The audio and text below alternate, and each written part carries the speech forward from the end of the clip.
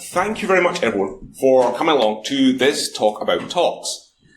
The idea of this talk is maybe you've done some research, you've looked into something, and you thought, I'd like to give a talk, but you've never done it before. This talk will hopefully give you some ideas about how to do that. Maybe you've already given some talks, and you're thinking to yourself, I could improve, I could get better. Or maybe you just want to hear me talk about all the mess-ups I've made in the last years of doing talks myself. If any of these reasons work, this is the talk for you. We're going to talk about all of those things. So before I get into it, just a little bit about me. Why am I up here? What made me think I want to do a full hour talking about talks?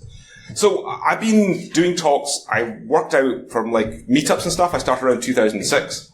I think of the Secure Test rant in Edinburgh. I think it was one of the very first talks I did. And from there, I started doing lots of talks. And I did my first conference talk. This is me in 2009 with a lot more hair and a lot less grey. And I did this as a conference talk, Scotland on Rails in Edinburgh. I did this talk because my employer at the time didn't want to pay for me to go to a conference. And then I realised I could get a free ticket to the conference if I did a talk for them.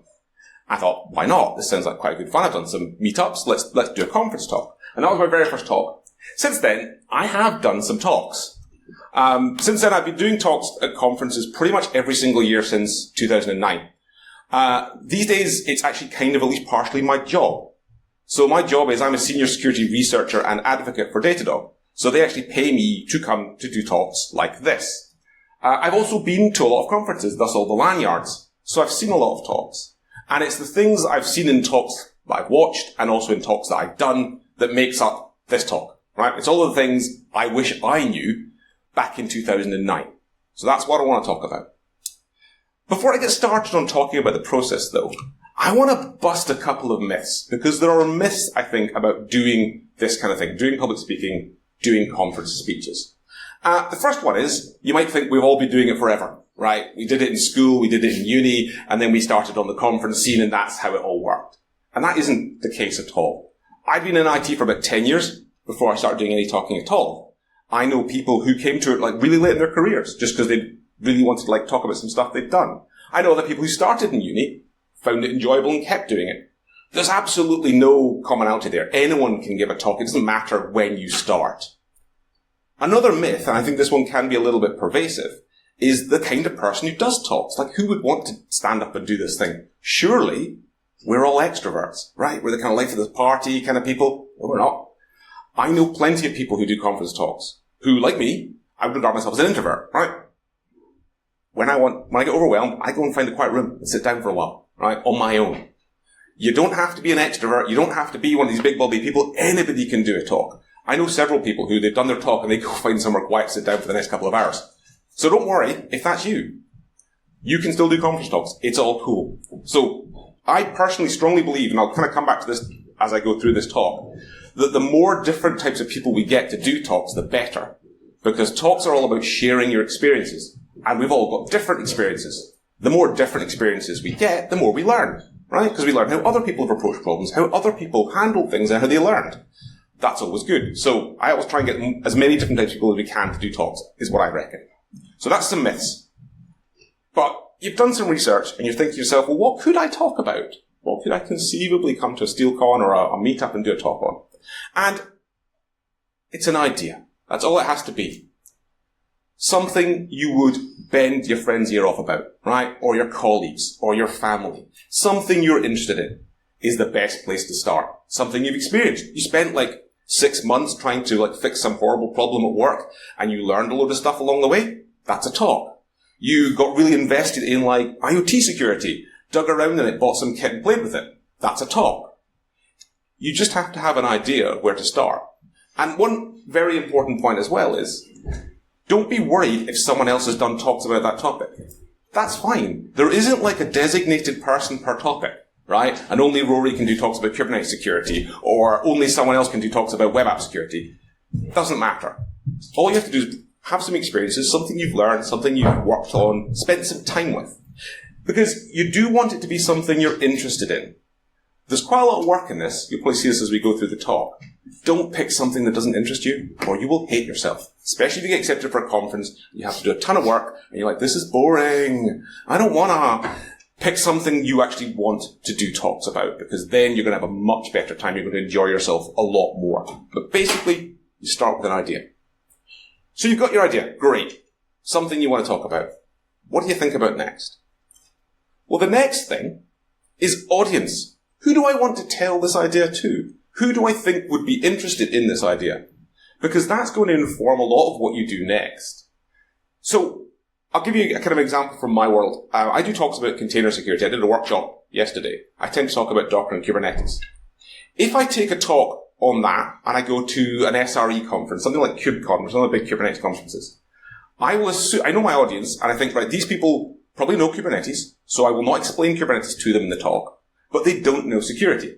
So I will explain security to them. I won't assume any security knowledge.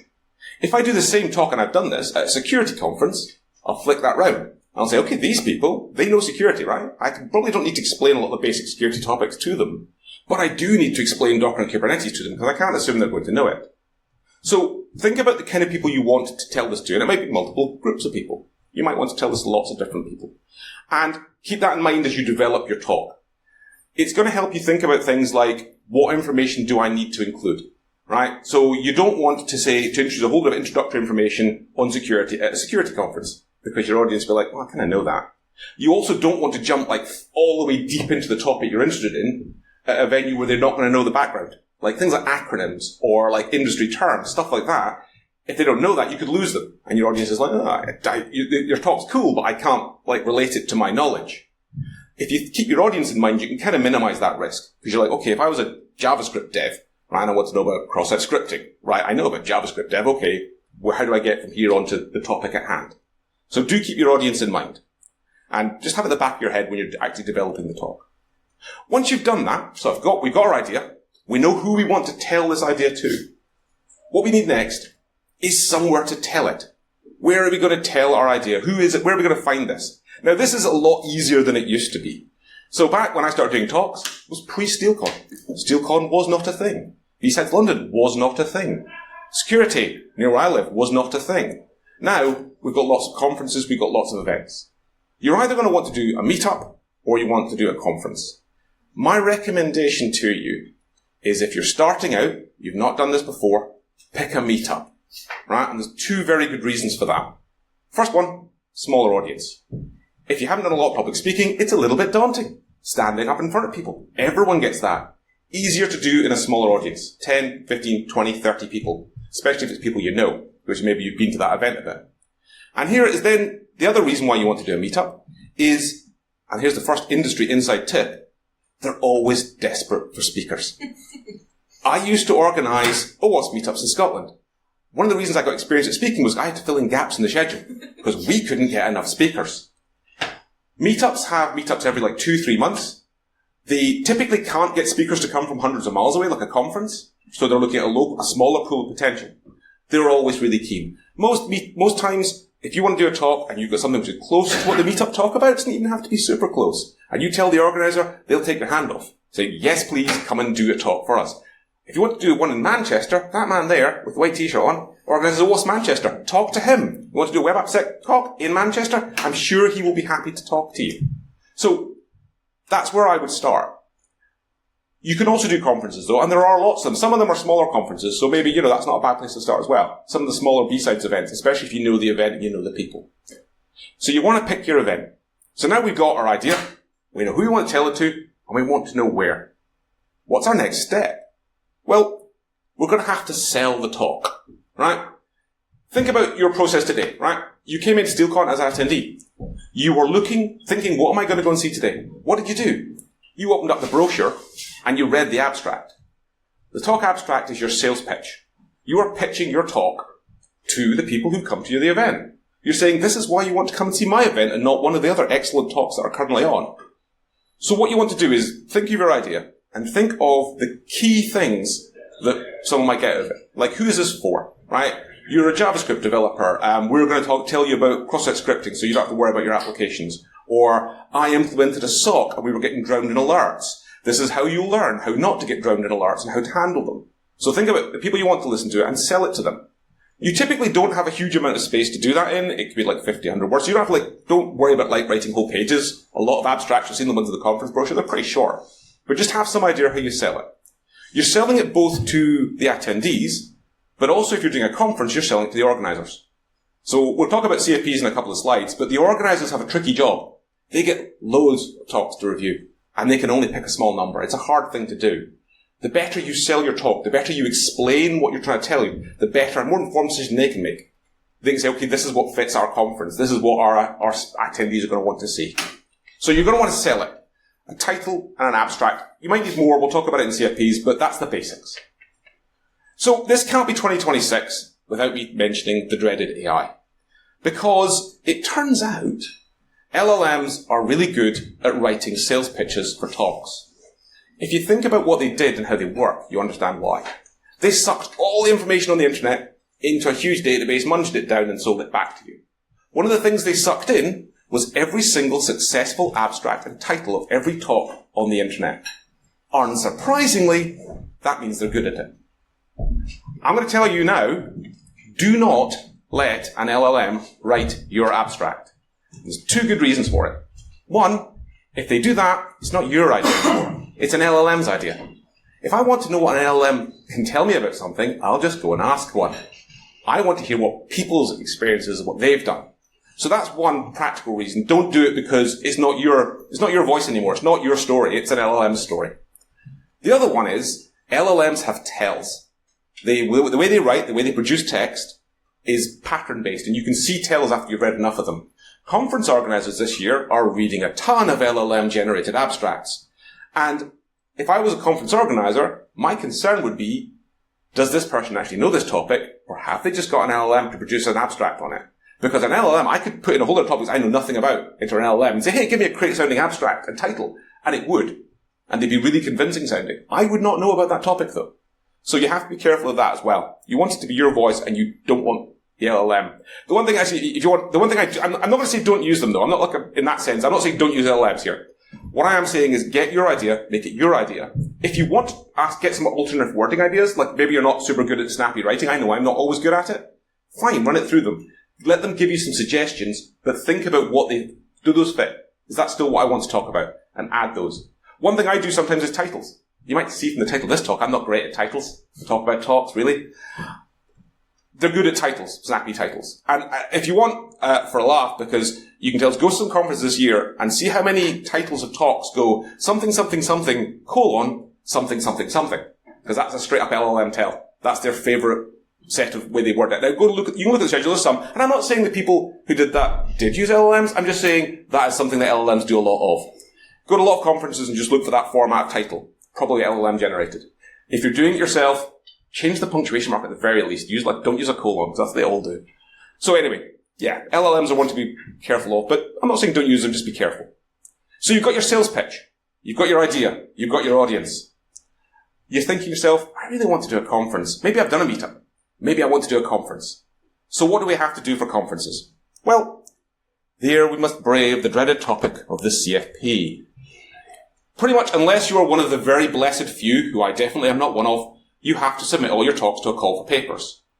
That means that you basically try to sell your talk, along with all the other people who try to sell their talk, to a conference. There's some things to know about CFPs, very importantly. First one is, when the CFP opens and closes. This is random per conference. I know conferences that open their CFP 11 months before the next conference, and close it 9 months before the next conference. I have missed CFPs that way, because I just didn't know they would do that thing. I also know conferences who have their CFP open 2 weeks before the conference. I actually got a talk that way this year because I thought they were closed and they weren't. So it's very random. The way you handle that is what you want to do is you follow them on socials. There are also trackers like CFP Time. Follow them on socials. Find whatever social media you use. Follow those groups. They will announce it. There will be a web page, and then you can submit. Here you will submit some information to them. This varies per conference. Your title and abstract will definitely be in there. They might also want a description, like a kind of longer workout. So kind of think about your talk and put some thought into how it's going to go. Again, conference secret. Some conferences will ask for this longer description. They won't check your deck to make sure you actually followed. I know this to be true because sometimes you'll get into halfway through developing the talk, you're like, oh, actually, I want to change this around, or I don't really want to talk about that. No one checks. But do put something in that roughly aligns. I'm not saying lie. I'm just saying don't worry too much if it's exactly what you end up presenting. Because it might not be. You're also going to submit a bio, probably. They're going to ask who you are. Here, what you want to do is, again, do not lie on your bio, ever, but pick your experience that focuses most on the audience and the talk you're giving. So if you've been in your career a long time, you've probably done lots of stuff. Pick the bits that you've done that are closest to what the talk is about. Because that gives the conference organisers confidence that you know about this thing and you can do the talk. So the way I do it is I've got different bios for KubeCon than I have for SteelCon. Because SteelCon want to hear more about my security background, KubeCon want to hear more about my Kubernetes background. I have done all the things I put in my bio, but I'll just give them, because they're quite short. You can't put thousands of words. You've got to limit yourself maybe 100 words. You're going to be leaving stuff out in all likelihood. So just pick the bit that's best. And you're going to submit your CFP. And then you're going to wait. And you're going to wait, and you're going to wait some more. Sometimes you can wait for months. If you're like me and you do quite a lot of talks, sometimes you wait so long you forgot you submitted. And then you get either a rejection or an acceptance. You're like, whoa, what was that one again? These days I write it all down for exactly that reason. Once I managed to forget what talk I'd submitted to them and I had to ask, because they just said, you've been accepted. I'm like, yeah, but which one? I've got 2 talks I was doing that year. So you will wait for a long time. Don't worry about that. The only thing I would say about the waiting thing is, if it's a while, in your diary or your calendar or whatever, mark the days of the conference in pencil, just so you don't book a holiday or something on top of them. If it's a conference you really want to do, you want to keep track on them. And again, if you're doing lots of conferences, make sure you don't book a ton and then you get accepted and then you have to start rejecting stuff. Typically, just keep an eye on the dates. Just put it in your calendar, it's fine. But you will wait a while, don't worry, that happens to everyone. Some conferences will wait for months after the close of the CFP before they tell anyone. The reason for that is a lot of conference organisers are volunteers, and they're busy people, and they don't really have time to go. They will get hundreds. Some of the big conferences get thousands of submissions, definitely thousands, but lots of them will get hundreds. It's a lot of work. So a bit of patience, they will get round to you, they will tell you, you'll get there. Then, sometimes, you've done that work, and you will get rejected. This happens. It happens to literally everyone. If you ask anyone who's done a lot of talks, have they been rejected, they'll tell you about it. I have been rejected many, many, many times. It's not a problem. It just means the conference was busy. The conference didn't think my talk fitted as well. They just had too many submissions on a given topic, and they had to pick some. It's not a problem. It's not a reflection on your submission. It's just a reflection on the conference didn't think that one was the best choice for them that year. It's absolutely fine. And it's not just big conferences. And you might think, oh, Rory, you're an experienced speaker. Surely you get rejected all the time. Absolutely not. I get rejected from all sorts of conferences. Black Hat regularly, but even other conferences. So there's a conference right next to me. I've spoken there 9 times. This year, they waitlisted me and only accepted me because they had a dropout. That's fine. They were busy. My talk wasn't top of the list. Another one in my hometown. I got rejected from it. That's fine. It's honestly just didn't fit for that venue. What you can do here, though, is, especially if you're a newer speaker, ask for feedback. Say, hey, sorry I'm not able to make it this time. Hope the conference goes great. Can you give me any feedback on my submission that might help for next time? They won't always be able to, again, busy people, but a lot of conferences do this, and I've had really useful feedback from conferences. They might say, it wasn't super clear what you were driving for here, or we don't think this is a topic that our audience is necessarily super interested in. Maybe you could try something else. So you'll get some useful information back, and it will help, and then pick the next event. There's always another event these days. There are lots and lots of conferences all over the place. Just pick up and go for the next one. And then sometimes you'll get accepted. Woo! Woo! I've got accepted. Now I have to do the work. So you get accepted, and that's great. And they'll say to you, we've accepted your talk. At this point, you want to make sure you've nailed in a couple of pieces of information. You want to know dates. So at this point, pen them into the calendar. Right? I'm now definitely going to this event. And you want to know how long they're going to give you for the talk. So there's different slot lengths. So here we have 1-hour slots. Right? Other places, 30 minutes. Other places even shorter, 15, 20 minutes. So that you want to know now, because now you're actually going to start writing your presentation. And you need to know how long it's going to be to know how much you can get in. Some people, and this is, I address a little thing that I've seen online a couple of times, some people will say, you should have written your talk before you got accepted. Unless you are super bored and have nothing going on in your life, do not do that thing. Because I've had talks that I thought were really cool, and no one accepted them. I tried a whole year with a talk, no one wanted to hear that topic. Okay, that was not one that hit conferences well. If I had written that talk, I'd be really annoyed. But I hadn't, as it happens. I'd fleshed it out, I knew what I wanted to say, I'd done my research. But I didn't write the whole talk, so don't write the whole talk. This point is when you start writing the whole talk, when you get accepted. The only exception to that rule is if you've done something super last minute. So the talk I did this year, where they literally was 2 weeks before the conference that I got accepted, I gave them a talk I already done before. So I knew I wasn't going to get stuck. Don't do this. If you know that they're only accept 2 weeks before, don't submit a talk you've never done before, because 2 weeks is a short time. Usually you'll get months, right? So between acceptance and conference, there'll be months of time. Just make sure you've got some time to actually do the work then. But you're going to write your talk now. So that's the next thing we need to talk about. We've done the work. We've got our research, our idea, our audience. We've got accepted to speak at a conference. Fantastic. Now we're going to write a talk. So how do we do that? Well, one way of looking at it is talk's a story. I'm here telling you a story about talks. You are going to tell stories to other people about your topic. So a story, it's got a beginning, it's got a middle, it's got an end. It's got a narrative flow where I'm going to go a long path. I'm not saying, start your talk. I saw someone do this, and I don't think it worked brilliantly. They started with, almost a once upon a time thing, and they had a whole, kind of Hansel and Gretel thing going on, and it was a bit, you can take that too far. But it is a useful way of thinking about talks, is talks are stories. I want to try and work people through from a starting point, along through the story, to the ending point. So that's just one way of phrasing and framing your talk. And dividing up your time becomes important. Now you're actually going to work out what you've got time to say. This is where what's my slot length becomes important.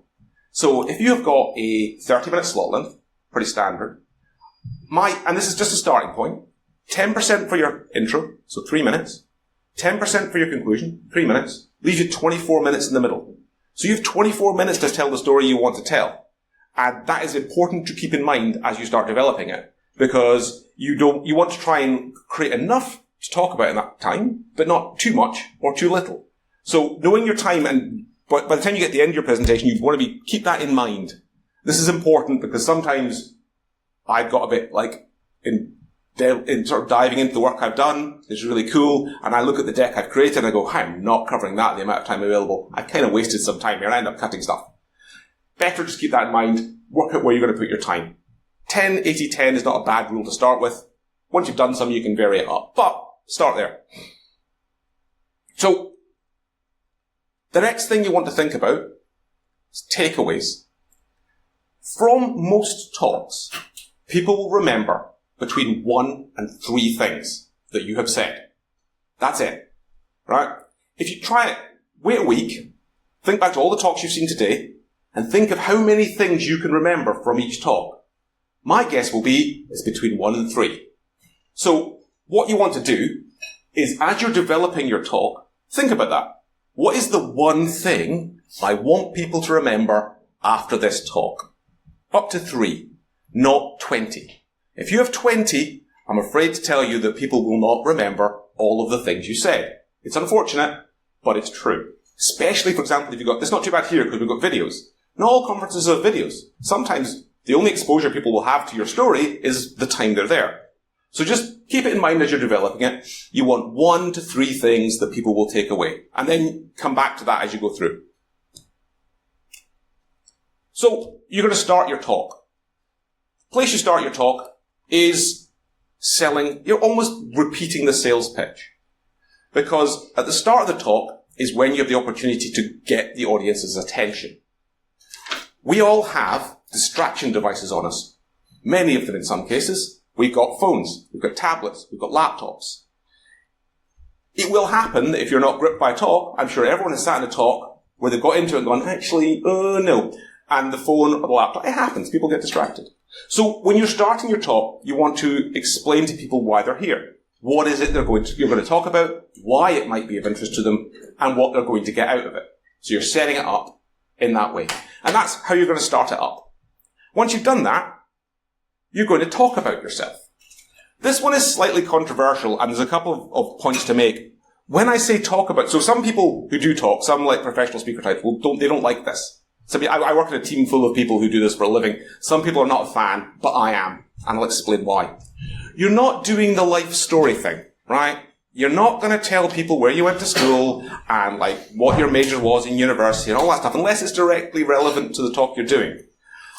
That is a trait that some speakers from countries will do. I don't think it's great because it doesn't help people understand why you're doing this thing. What you do want to do, however, is explain why you're here. What led you to this place? So that people get an idea of what your background was. What is it you might know about this? Why is it you're talking about this thing? That might be that, I've been looking into this for 6 months at my job, or we had this, I've been working in this field for this many years, and over that course I got interested in this topic. All you're doing is tying up the story to you. So here, I gave a completely different about me slide to the one I usually do. My usual one is like how long I've been in security and like my experience with Kubernetes.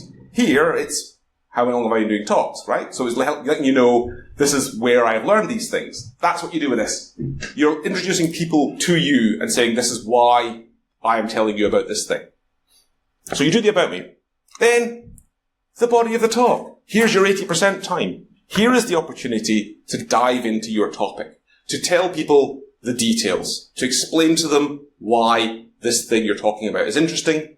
When you're developing this part, keep your takeaways in mind. You'll probably have more content than just your takeaways, because it would be a funny talk that could do just 3 things in a whole 30 minutes. But you want to keep the takeaways in mind to make sure you've covered them.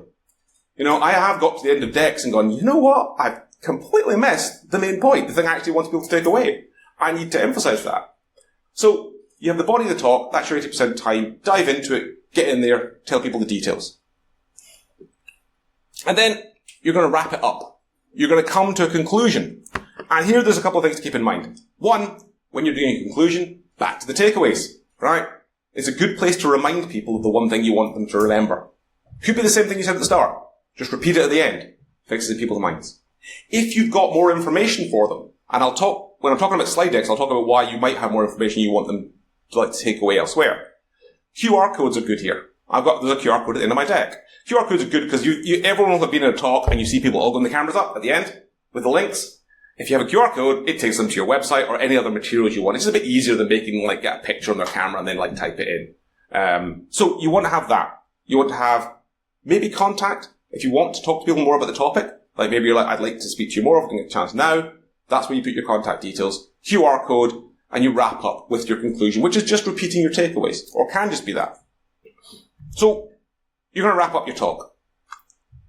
But now, we've talked about structure, but we need to talk about the technical bit. Slides. Why have I got slides up today? Why does anyone have slides up? So, the point of slides is twofold. One, it helps me remind me what I was talking about.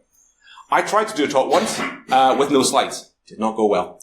It's really hard to keep on track for half an hour or longer with nothing to remind you of what you're going to say next. So having slides up helps you keep on track. It can also help illustrate what you're saying. So if you're talking about something someone would see in a UI, screenshots. If you're talking about something you would see in a terminal screenshots. But you put more information up there. But slides are kind of easy to go wrong with as well. And there's definitely some of these are matters of opinion. People may not agree. That's fine. Some things I would recommend to do and not to do with slide decks. But you're going to start with having that. The first question might be, slide technology. PowerPoint, is it okay? Google Slides, is it okay? Keynote, is it okay? I'm here to tell you, it doesn't matter. I've tried them all.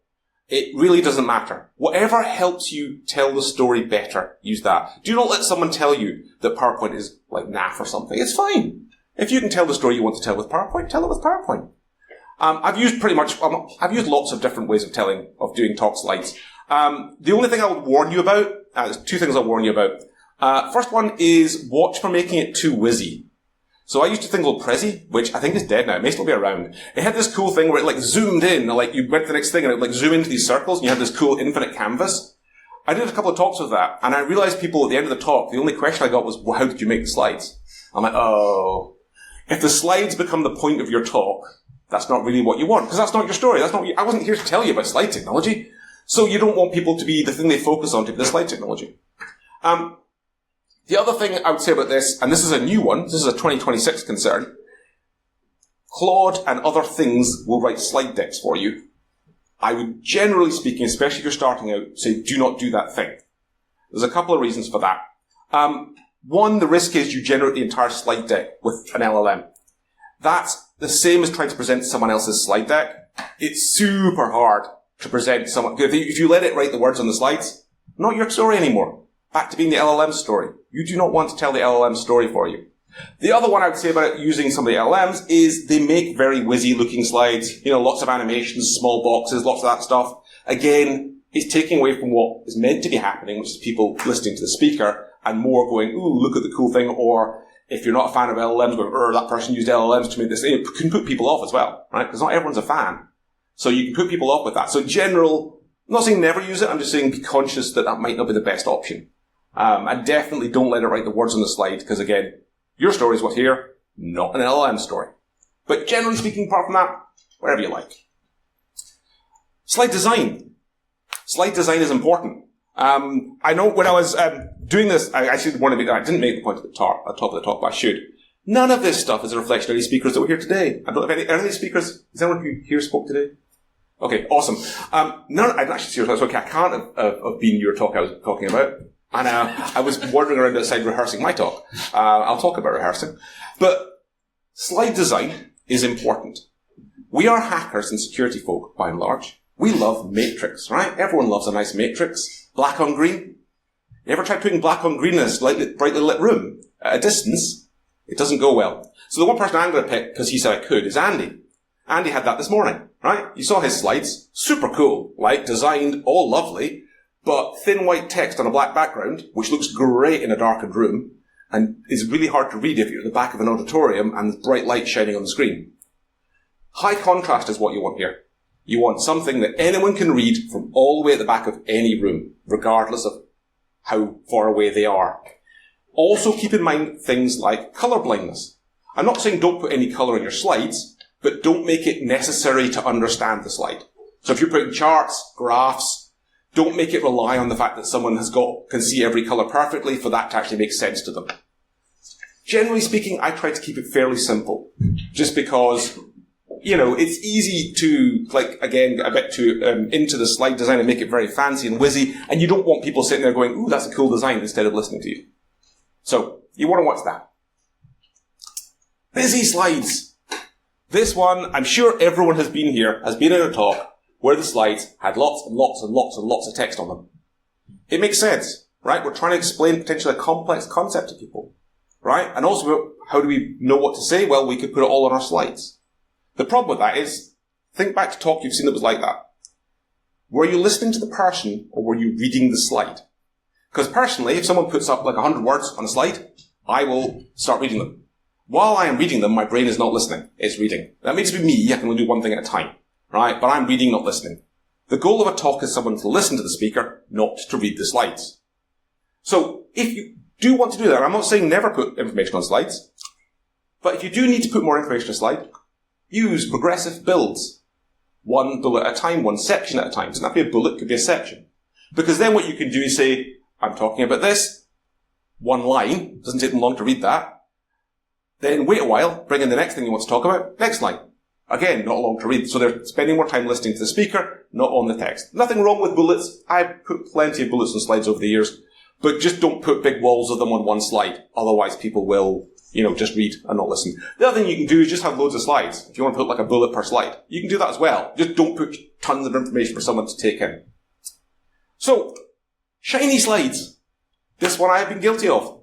If you make your slides super shiny, people will go, ooh, and spend time looking at the fun graphic. I've seen animations, right? People put fun animated graphs of cloud attacks coming in, and I guarantee you people are looking at the WYSI graph. And for a period of time they're not listening to the speaker anymore, it's WYSI graph time. I saw someone, they did this really cool deck in Figma. And I was like, it was amazing. It had 3D transparencies and zoomy stuff. But if I saw that in a talk, I'm afraid I would be thinking about how the WYSI graph worked. That's not what you want. You want people to listen to you. So be wary of this one. Again, not saying don't put some shiny stuff, just not too much shiny stuff. Eat too much info. We are super passionate about the topics we talk about.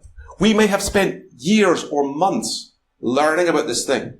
And what we come to a talk to do is to share that, right? We want to tell everyone all of the things we've learned. So we pack everything we can, because we want to give people value, into the slide deck. And we end up with 150 slides to get through in 30 minutes. Remember when I said people can remember up to 3 things out of a talk? If you have 150 slides of densely packed technical information in your deck, and you go through it in 30 minutes, I guarantee that no one's going to remember all of that. So you might think, well, Rory, that's cool and all, but I really do want to share this info. This is why we have blogs, right? Write a blog. Write a white paper. you can link to people to the blog you've written at the end of the talk. And then, if they want to read all of the details, because you've done such an enthralling talk and you've enthused people about the idea of learning more about this topic, you link them to where they can get more information. And that's where you can put the dense technical stuff, right? That really, I spent lots of time looking into, because there's a lot of really complex technical content out there. It's just a question of how much will people have time to take in the time you've got. This one is really tempting. I'm very guilty of this in the past. I try not to do it now, because I know I've done it in the past. Yeah. Not too much info. People don't take that much in a talk. So, everyone loves jokes, right? And memes. Does anyone recognize this one? Right. Great example. This is Bad Joke Dinosaur, right? But jokes and memes rely on a shared cultural context. This man is a meme person, and therefore knows what Bad Joke Dinosaur is. I picked it because I do too, but it's an older meme. It does check out, but it's an older meme. People won't get all your jokes. I'm not saying don't put jokes in talks, but don't make it core to the talk, right? If people don't get your jokes, the talk should still work. So you can put them in. I'll give you a really good example that a colleague of mine did. He did a talk on the topic of observability in web applications, and he called it Smells Like Clean Telemetry, right? This is a Nirvana reference. And in there he put lots of the screenshots had little Nirvana references, like song titles or album titles or band members. The talk made complete sense if you had no idea who Nirvana were. But if you did, it was like a bonus, right? Little added bonus, you got the jokes. But it didn't rely on it. And that's what you want to do. My own personal example of one where I luckily saved myself from making a mistake. I made up this talk, and I was so happy with myself, because I thought it was such a cool title. I called it Containers Rule Everything Around Me. And 90% of people I told that to had no idea the reference, because apparently Wu-Tang is not for kids anymore. It's a Wu-Tang Clan reference, and unless you know that cash rules everything around me, that means nothing. Luckily for me, I asked people about this before I gave the talk, and with everyone looked blankly at me, apart from one guy who was like, that's a great reference, I could pull it back, and it was just, I mentioned it on one slide, and I explained what it was. So you don't know what references your audience is going to get. You don't know which jokes are going to be funny. So don't say don't use them, just be careful. Don't make it the core of your entire presentation, or you're going to have some blank looks and people going, don't know what's going on. Demos. Everyone loves a demo. I love a demo. Demos make talks fun, right? Demos make talks interactive. Live demos give that little thrill of, is this all going to go horribly wrong on me? I'm left standing up stage looking really silly. But I'm not able to resist the call of a good demo. So there's some things to know about with demos. The first one comes back to our design idea. Green text on a black terminal does not show well in bright conference rooms. If you want to do demos, make sure your terminal is high contrast. Pick a black-white style. Make your fonts bigger than you would have on your laptop, because again, screens, big rooms, demos don't show so well at long distance. So if you do want to do them, and it's fine to do them, just make sure that you've got that set up. If you're going to do demos, another thing to watch is ask in advance if the conference has got Wi-Fi. I did one. I rocked up at a conference this year with 7 demos in my talk, live demos, needed internet access. And I said to them, hey, what's the conference Wi-Fi password? They said, what conference Wi-Fi? I said, oh. Now I looked at my 4G. I went through and I looked at 4G. It's 1 bar. I said, oh, sugar. And I spent some time with eSIMs trying to find a network that would give me more than 1 bar. And fortunately I did. And it was fine. But this can happen. The demo gods is a thing that speakers will joke about for a good reason. It's real. It's weird stuff goes wrong when you try and do demos. The way to avoid that being really catastrophic is video your demos, right? Every single demo you're going to do in a talk, make sure you have a video on the local machine. Also check with the conference that they're cool with you running videos. Sometimes conferences will say, maybe a week before the conference, hey, send us your deck because you're running it from a machine that we own. And you'll be like, what then? If you've got demos. So be aware that not all conferences support the concept of demos. Most do. This one's fine because I'm plugging my own laptop in. I've been to some big conferences where that absolutely is not a thing. It's you're going to give us your PowerPoint 2 weeks before you get here and you're not running demos. So that's one to think about when you're designing the deck. Have a word with the conference. Make sure they support the concept of demos. And also, if I'm giving advice to new speakers, don't do this with your first talk. It's a way to have I've had bad times with demos. I have embarrassed myself in front of, luckily it was internal audiences with demos that went wrong. These days I'm more careful. Always have video backups. You will save yourself a lot of pain and hassle. Though, demos are cool though. Once you've got all that, you are going to prepare your talk. You're going to run it through yourself. The reason for this is several very good reasons for this. You're going to want to do this because it helps you work out whether the story hangs together. When you start running through your talk, you will come to bits where you'll go, oh, you know what? That doesn't go there. It goes over here. Or, oh, I totally forgot I wanted to add this bit. If you can, run your talk through past colleagues, family, the family pet. Doesn't matter. If you get humans, you can at least ask them for some feedback, right? So if you can get someone who's like your audience on the conference, run it past them. They may say, I don't understand that bit at all. Or they may say, this first bit's boring because I know all of that. You'll get lots of good feedback. It will make your talk better. It will also help you a lot with timing. So you're going to want to run through your talk in advance because you want to make sure that you're ballpark where your timings are. Don't worry about being precise. Like, don't worry if you're a couple of minutes over or a couple of minutes under. You just want to be roughly in the right space. Because if you've got like a half-hour slot, you do the dry run and you're at 15 minutes, you've got some extra material to add. If you're at 60 minutes, you've got some material to lose. It'll give you that confidence. And here I'm going to kind of like mention, because I see these, not every conference, and it's mainly security conferences, you'll see people saying, I'm on the train down to the conference just starting writing my slides. Don't do that. Super experienced speakers, I know of 2 speakers who can get away with that, as in they could literally know nothing, walk into a venue and give a knockout talk. Most people can't do that. Most people are not capable of that. So don't listen to the people who you see saying, you know, I'm on the way to the venue writing my slides. Hopefully they're just saying that for fun and they're not actually doing that, or maybe they're super experienced and they get away with it. Most people can't. You want to prepare and you want to have done your talk several times. My personal one, which probably makes me look a bit mad in my local area, is I'll go for a walk and tell my talk to myself. That works. Just walk around a bit, talking to yourself. It looks a bit weird, but it's a good way of rehearsing and getting things into your head. So, how do I know what to say on my slides? Here, I'm going to say, do as I say, not as I do. So you notice I just stand up and talk. That's 17 years of practice. I didn't used to do that. If you're starting out, the way you know how you know what you want to say, there's a couple of options. Speaker notes on your slides are a good option. Write down the key points. Don't write down every word because it's super hard. Otherwise, you'll spend all your time reading, right? And it's really hard to focus on the audience at the same time as looking down. Or physical note cards. Nothing wrong with it. Try to just put the main points on, not every word. It sounds more natural because you can just go, okay, I definitely want to talk about that thing, right? If nothing else, if you can't get it any other way, then yeah, write it all down. But try and head for, I've got key points on these note cards. You can also use what's on the slide, right? That's one of the reasons I've got these things up, because then I remember what I'm going to say next. But that's what you want to know in terms of working out how you know what you're going to say. With all of that done, right, we've now idea, acceptance, we've got a deck we're happy with, the slides are looking cool, we're going to go to the conference. On the day. You rock up, you're feeling good, it's not swelteringly hot, hopefully, but maybe it is. What do you need to do now? First things first, tell the conference you're here. I have seen conferences where the tracks will open up and the conference do not know if their speakers are in the room.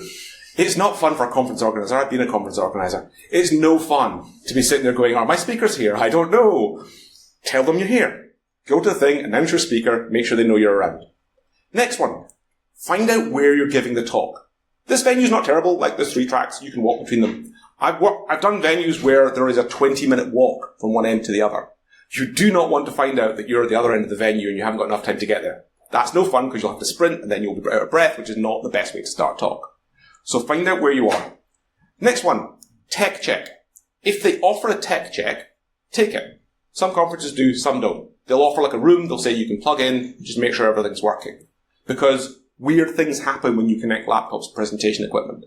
So you're going to want to actually do a tech check. Then you're going to want to potentially bring some gadgets with you.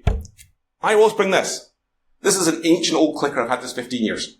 But it works. And it works reliably. And it's been working reliably for 15 years. If you like clickers, carry your own. The conference may have some, right? I mean, I'm probably 60% of conferences I do put clickers on the desk. The other 40 don't.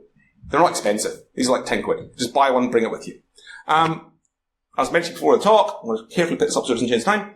This is a little clock countdown timer I got off Amazon at like 15 quid.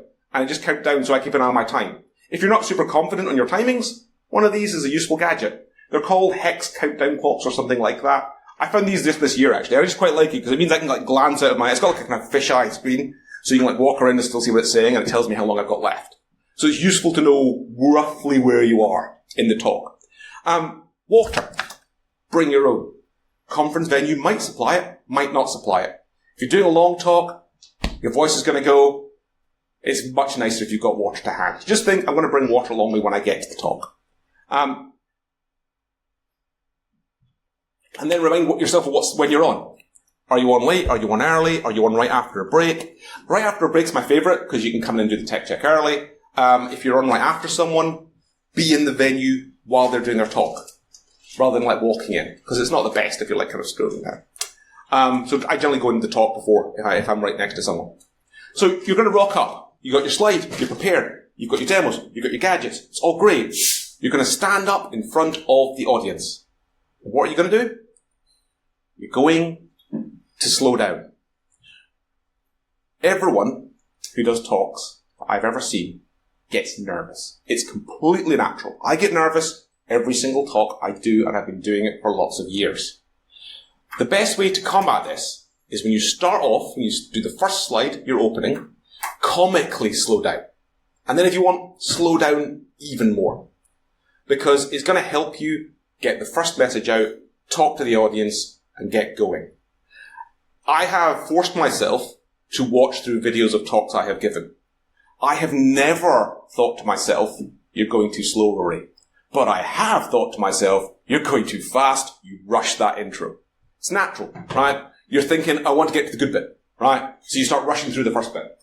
And it's not a great idea. So just slow down. Just think to yourself, I'm going to talk really, really slowly for the first bit. And then, if you speed up a bit later on, it's fine. You come back up to roughly par. But you want to slow down.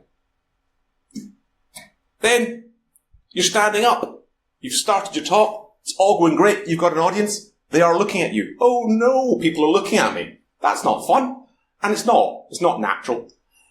If you are speaking, try and face the audience. I know if you get nervous, I know when I was nervous doing talks, my inclination would be to go look at my slides or to look at my laptop. It's better if you can look at the audience. If you've not done much of this and you're uncomfortable, pick a neutral spot, roughly in the middle of the room where no one is. Just look there, right? Because everyone roughly will be able to tell you're looking in their direction without necessarily looking at them. Hello. See? Neutral space right in the middle of the audience. If you know people, so I know that guy with the white t-shirt, you look at him because he expects me to look at him because I know him. If you're lucky, there's people you know in the audience. Look at them. Once you've done this a while, you've done enough talks, you'll get more comfortable, and then you can look around your audience. Because that's quite a useful thing. Because you can look around your audience and go, is everyone on their laptops after the first slide? Eek. Or you can say, people are smiling. Or you can say, people are frowning. And depending on the talk, you might even want to pause and go, hey, am I missing something? That's kind of an advanced technique. Not always deployed, but you can get an idea of how the audience are taking the talk. So that part, you want to stand up and talk to the audience and present yourselves. And if you think about it, it's kind of a lot like being an actor in a play, right?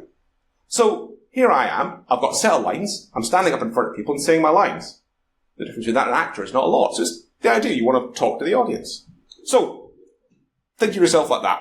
You're going to stand up, you're going to do your talk. There's a couple of other things to know about though. First one is timing, right? Timing is a tricky one. And there's two ways you can have problems with timing. One is you can run under. Do not worry about running under, right? As long as you are roughly in the ballpark of the talk, no one's going to mind. Especially conferences like SteelCon where there's no gaps between speakers. Frankly, running under is good because it means if someone wants to go from this track to one at the bottom, they've got time to do it. So no one's going to bother if you run a bit under. Don't stress about that. People can get a bit stressed. As long as you're ballpark, and if you've done your prep, like you've done those prep runs, you'll be ballpark in the right place. A bigger concern is running over. So if you've done your demos, your walkthroughs, this shouldn't happen. If you start running over and you're like, sugar, I've got 25% material in and I'm 70% of the way down through the talk length, you're going to cut content. Think about your takeaways. Think about the things you definitely want to cover. Make sure those are covered and drop material. And you don't want to overrun. And the reason you don't want to overrun, there's 3 reasons. It's not cool for the attendees, because they've got another talk they want to get to. And if you're over, they're going to miss the start of the next talk. It's not cool for the conference organisers, because it causes stress for them, because they're trying to keep everyone on schedule. And the person it's least cool for is if you've got someone else speaking after you. And they're sitting, just like you, nervous, going, this is bad because I like my material I want to cover and this is overrunning. If it happens and you're a little bit over, don't worry. I've got enough time. I'm going to permit myself a small rant here. Because there are certain talks I've been to by experienced speakers, so people who've done this a lot, and this is another one of don't do the way they do, where they've got to the end of their slot, they've looked down, acknowledged they're running over, and said, I don't care, I'm keeping going. Don't be that person.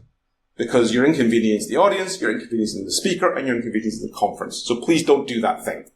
I'm sure no one here would do that. I've only ever seen it a couple of times at conferences, but I was not particularly happy that people did that, because I was thinking about who's on next. It's not cool. So, watch your timing. If you're under, really seriously don't mind. As long as you're ballpark right, it's fine. Then, the last one. Dealing with questions. This stresses people out a lot sometimes. They might think, I don't want to do talks because someone's going to ask me a question and they're going to know more than me, and that's going to be horrible. Secret here, you don't have to take questions. You don't want to, don't do it. No one's going to make you. You can just say, I'll take questions some other time, or here's my email address, feel free to email me the question. You don't have to take questions if you don't want to. So if it's making you uncomfortable and that's the reason you're kind of putting you off, just, not doing it. If you do go for it though, there's one type of person you're going to have to watch out for. And that is it's more of a comment than a question person. These are people who have got an opinion about your topic or something vaguely related to it, and they would really like to tell you and the rest of the audience about their opinion. It's unfortunate. It doesn't happen that often. When it does, my recommendation is if you don't want to engage with them, don't. Let them do their little bit, as long as it's not too long, and then just say, that's a really interesting point. I'm afraid I don't think we really have time to cover that properly at the moment because it's a detailed point. Why don't I catch up with you after the talk? And then if you don't want to, don't. Just ignore them. Alright? It's not that common, but I do know there's one type of conferences I go to where there's one person who always does it, and I wish the conference would shoot with a Nerf gun or something. But don't worry about that. Right? Seriously, you don't have to engage. No one is making you engage with those people. It's fine. You get to the end of the talk, and you can relax. Go and watch other talks of the day. Or, as I'm going to do as soon as the final remark's done, go on a beer. Or other drink of your choice. You've done it. You've succeeded. You've had the story you wanted to tell. You've had the opportunity. You've structured it up nicely. You've written it, and you've presented it. And you can think to yourself, either, that was fun, I'm going to do that again. Or, that was horrible, and I'm never doing it again. But at least you'll have the opportunity to try it, and you'll have had fun. With that, I'll say thanks.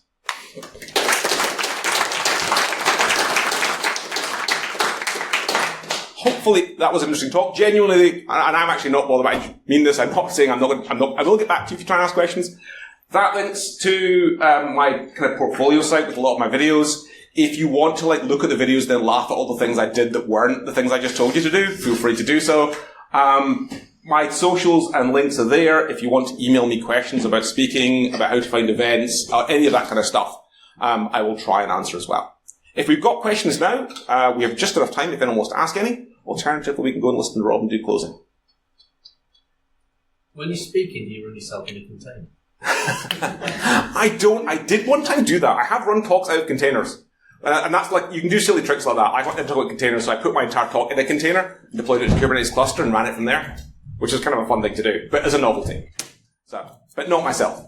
Paul? Yeah, I just wondered if you had a feel. You can kind of do talks that are quite straightforward and factual, but you can also do talks where you sort of intentionally stir up a bit of controversy. Yeah, you can do that, and I think opinion talks are interesting. If it was me, so I'm a super overthinker, right? If I'm going to do that kind of talk, I'm going to have the arguments I think are going to happen in my head. So don't do that if you're the kind of person who stresses about that thing. If you're someone who's I want to be very confident in my ground, to have thought of the things I'm going to have to talk about, or to be the kind of person who likes that kind of back and forth debate. That's not for everyone. I think those talks can be quite interesting, right? Controversial opinions, because it gets everyone thinking. What is your opinion about this thing? If I'd wanted to do a talk that this year, I'd probably talk about whether we should use LLMs, what we should and shouldn't use them for. I think that would generate a lot of conversation back and forth. But whether you want to do that is going to come down to if it's for you. I think that kind of talk is not for everyone. And I wouldn't start there. Like, don't make that your first talk unless you love debating. Anyone else? Oh. Awesome. Oh, no, yep, no. Do you have any ideas about getting a decent slide background and stuff, and where people should go for that? And honestly, 7 words or 3 bullets per slide. Yeah, I would say try and keep the number of words up on screen people are reading down. So either you're doing bullets, do that progressive build thing. So you're like putting in like 1 line of text per bullet, or put them per slide.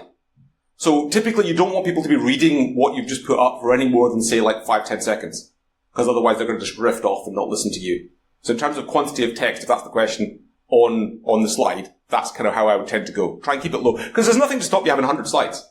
You can literally like go through and put 1 piece of information per slide. And do it that way. Just try not to put too much on so that people start reading. If that makes sense. Backgrounds, I mean, I'm co-op here because that's the one thing they asked me to do, is put our logo up on screen. You notice I haven't talked about my organisation at all. They are very cool. If you want to talk about observability security, that's a total different story. Honestly, there are lots of good templates that come with any good presentation software. Something fairly neutral, this is all just blank colours, is fine. Images is cool as well. I haven't touched on one topic because Andy touched on this at the first talk of the day if you were there. AI gen images are a slightly divisive topic. You can use them, and I'm not going to lie, they're quite good, but be aware that steps into Paul's concept about divisive talks. If you use a ton of AI gen imagery, be aware that some of your audience might choose to do more of a comment than a question at you at the end and say, why are you using AI?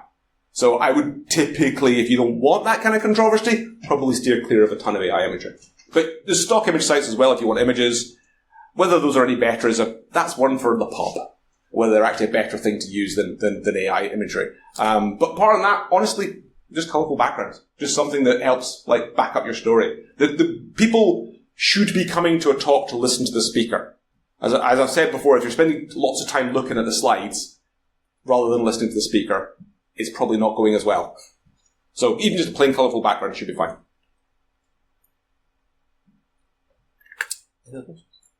Okay, awesome, thank you.